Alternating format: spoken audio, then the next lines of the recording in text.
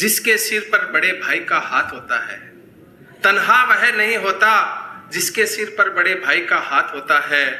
खुश वही रहता है जिसके पास दोस्त जैसा बड़ा भाई होता है, जिसके पास दोस्त जैसा बड़ा भाई होता है। जय श्री राम। आज इस कलयुग की दुनिया में हम देखते हैं इस पैसे ने भाई भाई के रिश्तों को कैसे तार तार कर दिया है। भाई भाई एक दूसरे को देखना नहीं चाहता। जब भाई सामने से आता है तो दूसरा भाई रास्ता बदल लेता है। क्या हम ऐसा चाहते हैं? या प्रभु श्री राम और भरत जैसा भाई, उनका जो सौहार्द, उनका जो प्रेम, हम वैसे भाई की इस दुनिया में वापसी करना चाहते हैं, उस सतयुग की दुनिया की। तो सुने, प्रभु श्री राम जब अपनी वनवास की यात्रा कर रहे थे तो प्रथम पड़ाव चित्रकूट की धरा पे था। तो जब चित्रकूट पहुंचे तो वन देवी ने उन्हें प्रणाम किया कि हे मर्यादा पुरुषोत्तम, वन देवी का प्रणाम स्वीकार करें। तो प्रभु श्री राम ने कहा, हे वन देवी, अब मैं वन देवी ने प्रभु श्री राम से पूछा, हे प्रभु श्री राम बताओ मैं आपकी क्या सहायता कर सकती हूँ। तो प्रभु श्री राम ने कहा कि देखो वन देवी, मैं तो जिस रास्ते से आया हूं, मैंने जो कष्ट सहे हैं वो मेरे लिए कोई बात नहीं है। अब मुझे जैसे रोटी मिलेगी मैं रोटी ले लूंगा, जैसा मेरा आवास बनेगा मैं वो आवास बना लूंगा, मगर जिस रास्ते से मैं आया हूं उस रास्ते के तू कांटे हटा देना। तो वन देवी के मन में एक जिज्ञासा हुई कि हे राम, हे प्रभु, आप ये बताएं, आप तो अब आ गए, अब उन कांटों को हटाऊं ना हटाऊं क्या फायदा पड़ता है। तब प्रभु श्री राम का जो उत्तर था वो आपकी आंखें नम कर देगा। प्रभु श्री राम ने कहा, मैं जब वन पे आ गया तो मुझे देखता देखता मेरा भाई भरत इस रास्ते से जरूर आएगा। यदि उसने देख लिया, यदि उसके एक भी कांटा चूक गया तो वो ये सोचेगा कि मेरे कारण मेरे भाई को कितना बड़ा कष्ट इन कांटों पर गुजर के झेलना पड़ा। तो क्या आप चाहते हैं ऐसा? आज जिस तरह से हमारे कलयुग के भाई के अंदर में गांठें बन चुकी है, उन गांठों को हम खोल दें। हमारा ये जीवन बहुत ही कम और अमूल्य जीवन हमें मिला है। तो ये जो भाई भाई का प्रेम है, ये कलयुग की दुनिया का आप अपनाना चाहते हैं या प्रभु श्री राम और भरत जैसे भाई का प्यार अपनाना चाहते हैं? धन्यवाद। अब मैं इस सीपीएस की जर्नी की अपनी 6 दिनों की यात्रा, हमने कभी सोचा नहीं था, मैंने खुद कभी सोचा नहीं था कि हमें एक ऐसा मंच मिलेगा। हमें बोलना बहुत आता था, लिख के आ जाते थे, सब कुछ हो जाता था, मगर जो अनुशासन, जो समय की एक सीमा, किस समय किस वक्ता के सामने कैसा बोलना, वो हमें इस सीपीएस ने सिखाया। मैं सबसे पहले धन्यवाद देना चाहूंगा हमारे सीपीएस के तीनों ट्रेनर, सुरभि मैम, सुमन मैम और विशेष दिनेश सर को, कि जिन्होंने हमें समय समय पर हमारी जो गलतियां थी और हमारा हौसला बढ़ाया और आज हमें ये मंच दिया। तो मैं आभादेव परिवार का भी और हमारे तीनों ट्रेनरों का बहुत बहुत हृदय से धन्यवाद व्यक्त करता हूँ, धन्यवाद व्यक्त करता हूँ 13 पंथ युवक परिषद गांधीनगर दिल्ली के हमारे अध्यक्ष अशोक जी का, जिन्होंने एक दूरदर्शी चिंतन की रक्तदान, एमबीडीडी सारी कार्यशालाएं होती है, मगर ये कार्यशाला एक जीवन में हम लोगों का भविष्य बदल सकती है। तो हमने सीपीएस इसीलिए सीखा। ओम। छोटी बिटिया और उनमें से एक उसके बड़े बेटे की जो 4 साल का था, अचानक उसकी तबीयत खराब हो गई और उसे अस्पताल ले जाने वाला कोई भी नहीं। सोचो उस समय उसकी क्या स्थिति रही होगी। वहीं मेरा एक चचेरा भाई जो रांची में रहता है और किसी काम से दुबई गया और पीछे से उसकी पत्नी की तबीयत खराब हो गई, लेकिन उसके साथ पूरा परिवार, दादा दादी, माता पिता, पिता, भाई भाभी सब साथ में रहते थे। उस वक्त उसे 1 मिनट के लिए भी ऐसा नहीं लगा कि मेरी पत्नी अकेली है। बस आप इन दोनों घटनाओं से समझ सकते हैं कि संयुक्त परिवार में हम किस तरह चिंता मुक्त रह सकते हैं। तो क्या आप सब लोग चाहेंगे हमें संयुक्त परिवार में रहना चाहिए? पहले हम माता पिता के साथ रहते थे और आज जितनी संतान उतने घर हो गए हैं। इसके कारण ना तो बच्चों को दादा दादी का प्यार मिल पाता है और ना ही बच्चों को दादा दादी के संस्कार मिल पाते हैं। वो संस्कारों को तो बच्चों को नहीं, और जब संस्कार बच्चों में नहीं आएंगे तो आने वाली पीढ़ी से हम क्या उम्मीद करें कि वो संस्कारों को परिवारों में, संस्कारों और साझा परिवारों को और बढ़ेगा। अगर आपके बच्चों में संस्कारों का बीजारोपण करना है तो हमें संयुक्त परिवारों में रहना होगा। उम्मीद करता हूं आप सब मेरी बातों से सहमत होंगे और हम सब एक संयुक्त परिवार में रहने का हर संभव प्रयास करेंगे। संयुक्त परिवार सुखी परिवार। आज हम सब सीपीएस के दीक्षांत समारोह में उपस्थित हुए हैं। मैं इतना ही कह सकता हूं सीपीएस के बारे में, मैंने बैक स्टेज जीवन में बहुत काम किए हैं और परिषद के लिए, अपने परिवार के लिए भी बहुत सारे काम किए, लेकिन जब भी मुझे ये कहा जाता है कि आपको मंच पे आकर बोलना है, उस वक्त मेरे पैर थर थर कांपने लगते हैं। मैं धन्यवाद ज्ञापित करता हूं हमारे सीपीएस ट्रेनर सुरभि जी, सुमन जी और श्री दिनेश जी मरोठी का, जिन्होंने ये कार्यशाला में हमें बहुत कुछ सिखाया। मैं धन्यवाद ज्ञापित करना चाहता हूं तेरा पंथ युवक परिषद गांधीनगर का, जिन्होंने सीपीएस का अरेंजमेंट किया। सीपीएस हमें यही सिखाता है हमारा कॉन्फिडेंस लेवल कैसे बिल्डअप हो, प्रोग्राम के हिसाब से हमारा ड्रेसअप कैसे हो, हमें समय से पहले अपने प्रबंध को कैसे पूरा करना है।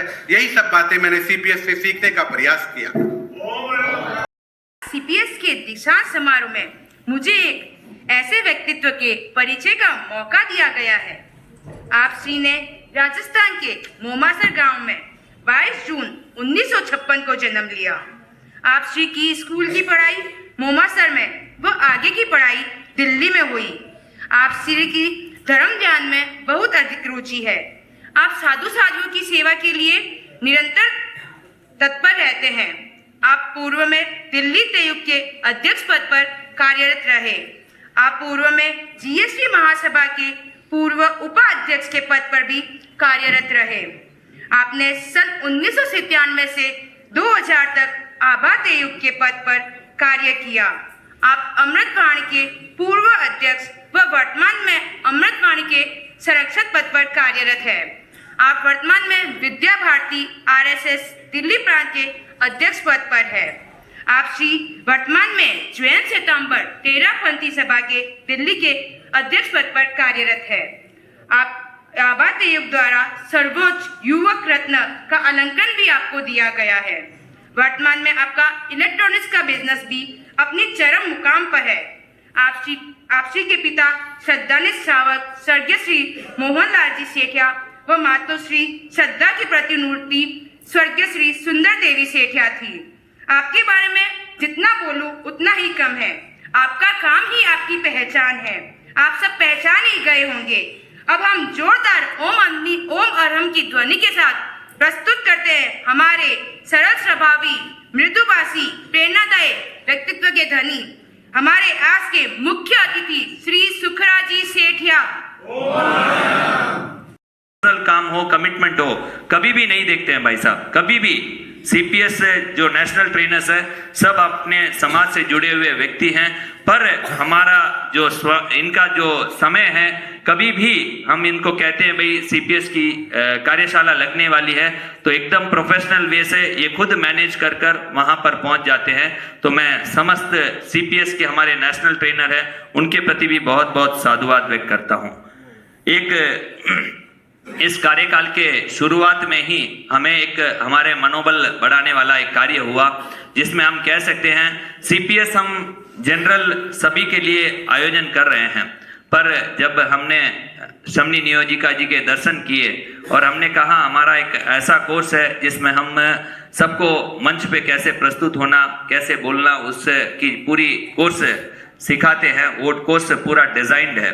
तो नियोजिका जी ने कहा कि ये कोर्स तो शायद आप लोगों के लिए ही करते हैं, पर इसकी हमें भी अपेक्षा है, तो क्या ये यहाँ पे हो सकता है?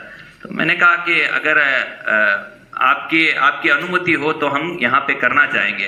तो पारमार्थिक शिक्षण संस्थान में पहली बार सीपीएस का आयोजन हुआ और लगभग इसका एक कह सकते हैं इतना अच्छा रिजल्ट मिला, हमें इतना अच्छा रिजल्ट मिला और जब समनी नियोजिका जी ने स्वयं गुरुदेव को निवेदन किया कि भाई सीपीएस हमने पारमार्थिक शिक्षण संस्थान में भी आयोजन करवाया मुमुक्षु बहनों के लिए, और इतनी अच्छी व्यवस्थित तरीके से अखिल भारतीय तेरापंथ योग परिषद ने इसका आयोजन किया, तो गुरुदेव का भी मुखारबिंद से कहना था कि भाई ये जो कोर्स है किसी के लाइफ चेंज होने वाले कोर्सों में एक कोर्स कह सकते हैं सीपीएस, जो अखिल भारतीय तेरापंथ योग परिषद संचालित कर रही है।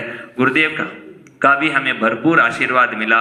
सीपीएस के लिए चाहे कितना भी हम कह दें शायद वक्त कम होगा, सीपीएस हमारा निरंतर देश भर में गतिमान है। हमारे राष्ट्रीय प्रभारी भाई दिनेश जी मरोटी जो आज स्वयं यहाँ ट्रेनर के रूप में आपके सामने उपस्थित है, समय पूरा इनका नियोजन होता है। ये और सह प्रभारी भाई सोनू जी डागा जो तिरपुर से हैं, दोनों की प्लानिंग से हमारी सीपीएस कार्यशालाओं का देश भर में आयोजन हो रहा है।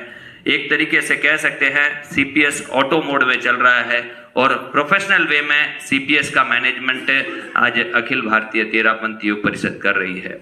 लगभग सीपीएस का इस कार्यकाल में हमने चिंतन किया, सीपीएस क्यों ही हम तेरापंथ समाज के अंतर ही करें जीवन के हर क्षण में। मैं ढूंढ रहा था भिक्षु को जग भ्रमण में, मगर भिक्षु मिले मुझको मेरे महाश्रमण में, मुझको मेरे महाश्रमण में। वीतराग प्रभु को वंदन, तेरापंथ की यशस्वी आचार्य परंपरा को वंदन, परम पूज्य परम श्रद्धे युग प्रधान आचार्य श्री महाश्रमण जी के श्री चरणों में कोटीश्वर वंदन, दिल्ली में विराजित समस्त चारित्र आत्माओं के श्री चरणों में कोटीश्वर वंदन। यहाँ उपस्थित अखिल भारतीय तेरापंथ योग परिषद के अभूतपूर्व अध्यक्ष श्रीमान सा सुखराज जी सेठिया, हमारे नेशनल ट्रेनर भाई दिनेश जी मरोटी, मंच पर उपस्थित इस परिषद के प्रभारी भाई अंकुर जी लुनिया, विकास मंच के अध्यक्ष भाई दीपचंद जी सुराना, इस सभा के अध्यक्ष भाई निर्मल जी छल्लानी, महिला मंडल की अध्यक्षा सरोज जी सिपानी और हमारे आभा तेयुप के साथीगण, तेयुप गांधीनगर के अध्यक्ष भाई अशोक जी सिंघी एवं उनकी टीम, सीपीएस के समस्त पार्टिसिपेंट्स और यहाँ उपस्थित उनके पारिवारिक जन, सभी को सादर जय जिनेन्द्र। अखिल भारतीय तेरापंथ योग परिषद के तत्वावधान में तेरापंथ योग परिषद गांधीनगर द्वारा आज इस सीपीएस ग्रेजुएशन सेरेमनी का आयोजन यहाँ दिल्ली के इस कृष्णानगर भवन में होने जा रहा है। मैं पहले तो अखिल भारतीय तेरापंथ योग परिषद की तरफ से तेरापंथ गांधीनगर परिषद को बधाइयां संप्रेषित करता हूं। एक छोटी सी परिषद, मात्र 1 साल भी नहीं हुए हैं अभी तक प्रारंभ हुए, जतन जी इशारा कर रहे हैं 5 महीने हुए हैं, तो 5 महीने की ये परिषद आज सीपीएस हम कह सकते हैं देश भर में हमारा एक ऐसा प्रोग्राम, संस्कार के क्षेत्र में हम सेवा संस्कार और संगठन के क्षेत्र में कार्य करते हैं। निश्चिंत ही यह जो संस्था है तेरापंथ धर्म संघ की, एक युवाओं की संस्था जिसमें 21 से 45 वर्ष की आयु के युवा देश भर में सामाजिक कार्य एवं आध्यात्मिक दृष्टि से कार्य करते हैं। इस संगठन में हम कह सकते हैं सेवा के अंतर्गत, धर्म संघ के अंतर्गत जो भी निर्देशित कार्य है सेवा के अंतर्गत हम कर रहे हैं।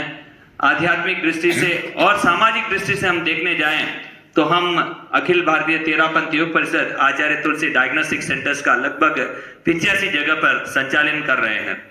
और मेगा ब्लड डोनेशन ड्राइव, इसमें इस संस्था ने कई कीर्तिमान स्थापित किए हैं। कह सकते हैं Guinness book of world records हो, एशिया बुक ऑफ रिकॉर्ड्स हो, लिम्का बुक ऑफ रिकॉर्ड्स हो, कोई भी रिकॉर्ड नहीं जो इस संस्था को ब्लड के संदर्भ में ना मिला हो। गौरव की अनुभूति होती है। भारत सरकार जब हमें इनवाइट करती है कि भाई हम अखिल भारतीय तेरापंथ योग परिषद के साथ मिलकर देश भर में रक्तदान का कार्य करना चाहते हैं, तो एकमात्र संस्था जिसको भारत सरकार का लोगो यूज करने को अधिकृत किया गया है तो वो है अखिल भारतीय तेरापंथ योग परिषद। आई डोनेशन के माध्यम से